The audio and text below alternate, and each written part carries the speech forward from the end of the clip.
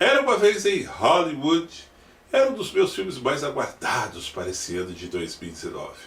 Por isso, eu decidi caprichar hoje na resenha para a gente poder bater um papo muito legal. Afinal de contas, eu tive a oportunidade de assistir poucos dias atrás em uma cabine de imprensa aqui em São Paulo e logo depois de uma rápida premissa a gente volta aqui para vocês saberem exatamente alguns detalhes a respeito da obra. Vamos lá então. Na Los Angeles de 1969, Rick Dalton, aqui interpretado por Leonardo DiCaprio, é um ator de TV que está em uma crise em sua própria carreira, o que está lhe tornando um pouco depressivo.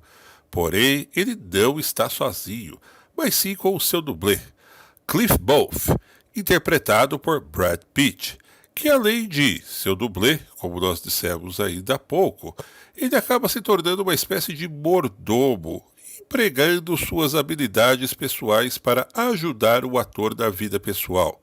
Em troca, diga-se de passagem, de alguns favores, para conseguir pontas em alguns filmes em Hollywood.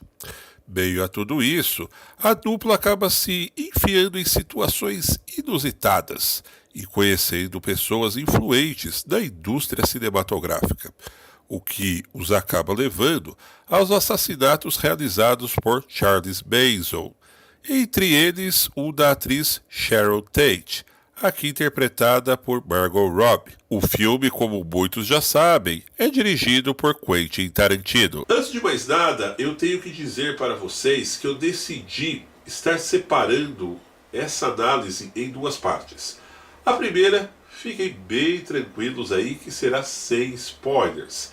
E a segunda, a partir do momento que eu soltar o aviso, será com spoilers. Afinal de contas, existem alguns esclarecimentos a respeito do filme que eu gostaria de estar fazendo, principalmente porque alguns críticos caíram de pau, de certa forma, do filme, talvez porque não entenderam a obra, ou por um outro lado, porque, como eu disse lá no início do vídeo, odeiam Quentin Tarantino e talvez não compreendam até qual profundidade ele quis chegar com esse roteiro de Era Uma Vez em Hollywood. Mas, calma aí, vamos começar agora pela parte sem spoilers.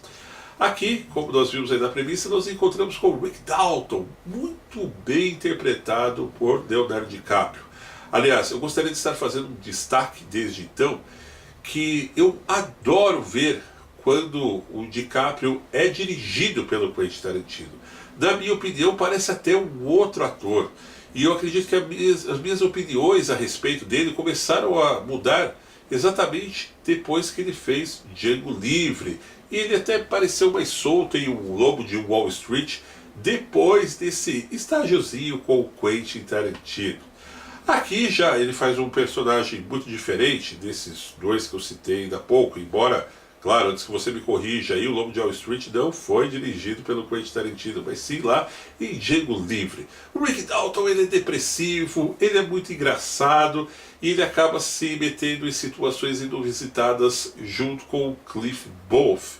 Aliás, também o outro cara que eu adorei desse filme é interpretado pelo Brad Pitt. Eu não me recordo de ter visto, pelo menos nos últimos tempos, o Brad Pitt fazendo um papel tão cômico, hilário e metido dentro de um humor negro com essa sobervidade que eu acabei acompanhando aqui em Era Uma Vez em Hollywood. Desde lá em Bastardos Inglórios, quando ele foi dirigido pelo próprio Tarantino. E essa dupla acaba levando o filme através de uma narrativa bastante interessante, porque em muitos momentos o Tarantino ele deixa de lado a margem de diálogos entre os personagens e deixa a coisa transcorrer através de uma trilha sonora que não é novidade para ninguém, que ele escolhe a dedo com o seu gosto predileto aí para a década de 60, 70 e agora principalmente aí que vai desde Big Boys, entre Paul Simon e outras iguarias do rock and roll sessentista. Já por outro lado, a Margot Robbie, belíssima como sempre, aqui interpretando a Sharon Tate, que foi brutalmente assassinada pelo bando de malucos do Charles Manson. Quem não sabe exatamente quem foi esse louco que tinha uma legião de seguidores tão lunáticos, né, quanto ele, dá um Google aqui, porque eu não vou ter muito tempo para explicar isso, para não deixar o vídeo muito longo. Através desses dois parâmetros que nós temos o filme, ou seja, o Rick Dalton ele acaba se encontrando como um vizinho da Sharon Tate, o Roman Polanski, que para quem ainda não sabe, foi um diretor cultuadíssimo exatamente nos anos 60, especialmente por ter feito um clássico do terror, que é O Bebê de Rosemary, filme que deu uma decolada geral da carreira do cara exatamente nessa era. Sharon Tate era uma das atrizes mais belas dessa época, e eu acredito que a Margot Robbie, ela não deixou por menos interpretando essa beldade que nós tínhamos dentro das atrizes dessa época. Os diálogos, quando apresentados, eles são aqueles mesmos que todo fã de Tarantino sabe que não vai deixar de ver. Humor negro, piadas sarcásticas que, por algum lado, podem até ser consideradas preconceituosas, visto os mimimis, na minha opinião, que estão explícitos aí nos dias de hoje, mas que não podem deixar de transcorrer quando nós estamos falando de uma obra de Quentin Tarantino. Outra coisa que eu achei muito bacana dentro do filme são os bastidores dos sets de gravação de Hollywood. Aí nós percebemos que eles capricharam de fato para nos deixar bem à vontade, para que nós pudéssemos passear com os atores, tanto o Rick Dalton quanto o próprio dublê, aí interpretado pelo Brad Pitt, o Cliff Booth, ali em suas aventuras, e ver como que os caras faziam as manobras para descolar em alguns papéis, para que principalmente o Rick Dalton conseguisse encaixar o Cliff, e aí que o filme começa a se tornar verdadeiramente interessante. Aquela paixão pelo western, ou seja, o bang bang, que o Tarantino nunca escondeu, tanto ele diz que ele ainda pretende, antes de encerrar sua carreira cinematográfica, fazer mais um filme de western, como foi o próprio Django Livre e até mesmo Os Oito Odiados. Ele imprime desse filme de uma maneira que começa até discreta, ou seja, ele pega muitas das cenas dos filmes que o Rick Dalton está trabalhando lá dentro da trama, que são filmes, da maioria deles, de western, e prolonga as cenas. Tem uma cena, por exemplo, ela tem quase 7, 8 minutos, mais ou menos, que eu contei, lá no cinema, que dá a impressão que você está saindo de um filme, né, que é o Era Uma Vez em Hollywood, e entrando naquele filme que o Rick Dalton está interpretando.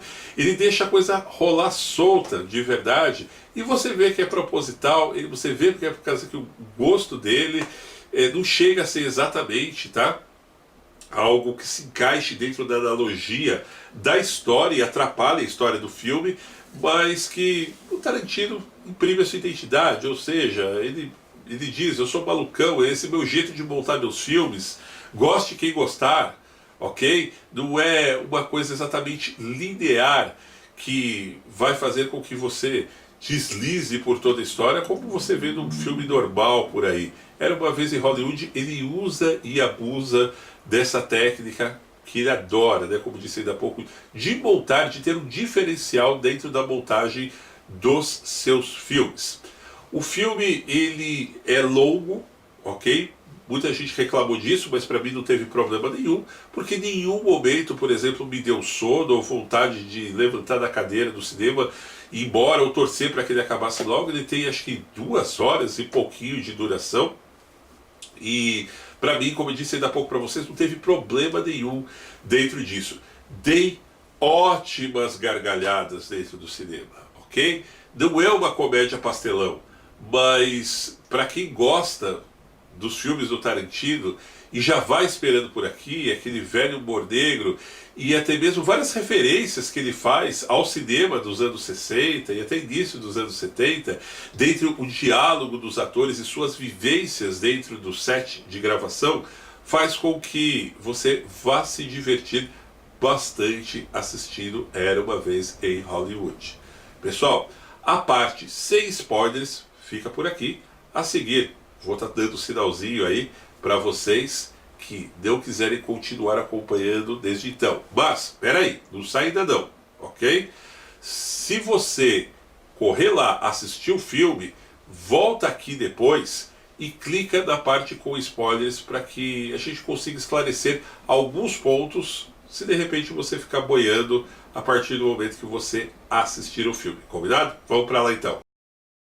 O filme ele engana muita gente, a começar pela premissa. Eu me lembro quando eu vi a proposta pela primeira vez, dizendo que Tarantino narraria a história do cruel assassino Charles Manson e sua gangue de malucos.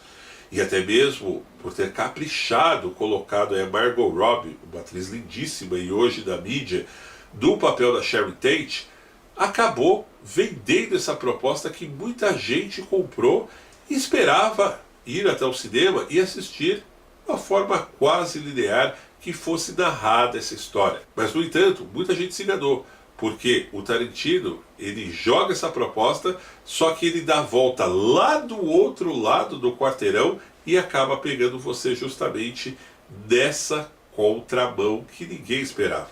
Ou seja, ele usa a história da Sharon Tate como um pano de fundo que está bem lá no fundo e acaba nos divertindo com a história do Cliff e do próprio Rick, que eram caras que viveram dentro desse cenário e tinham lá o Roman Polanski com sua bela mulher como vizinhos.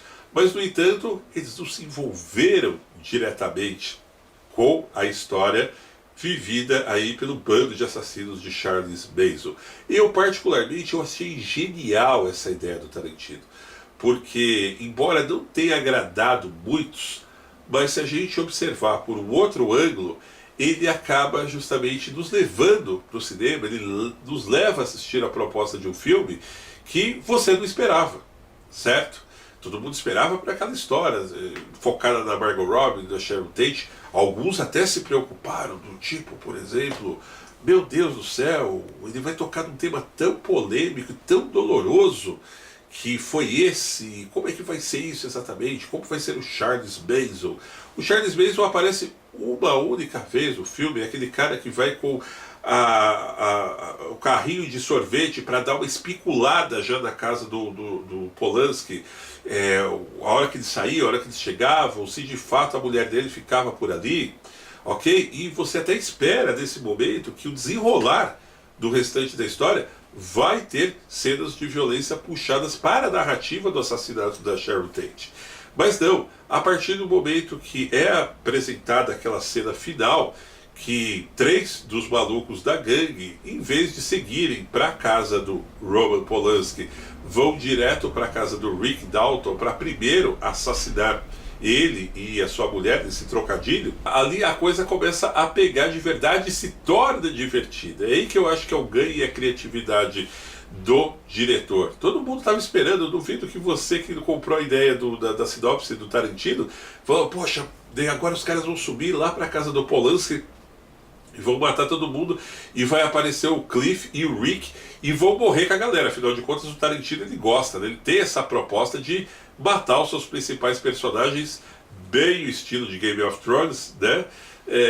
Com a maior naturalidade possível. E aqui a gente acaba não vendo isso. E tem aquela cena memorável que eu ri muito, principalmente com o Brad Pitt, né? O Cliff que tá chapadão ali, a hora que os caras abrem a porta, você é real de verdade e tal, pai, e o cara é um brucutu, né? Muita gente boa, e acaba destruindo ali.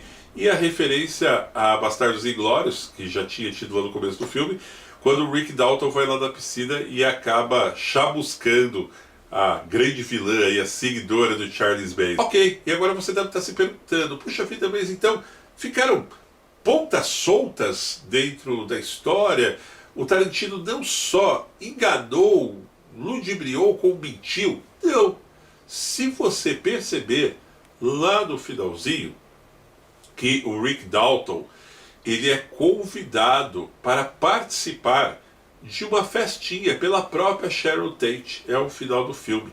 E foi nessa festinha que ela foi sequestrada, ela foi morta, assim como outras pessoas que estavam nessa festinha, acabaram entrando pelo cano aí com o bando, né, do Charles Manson. Então, a partir daí, não precisava contar essa história.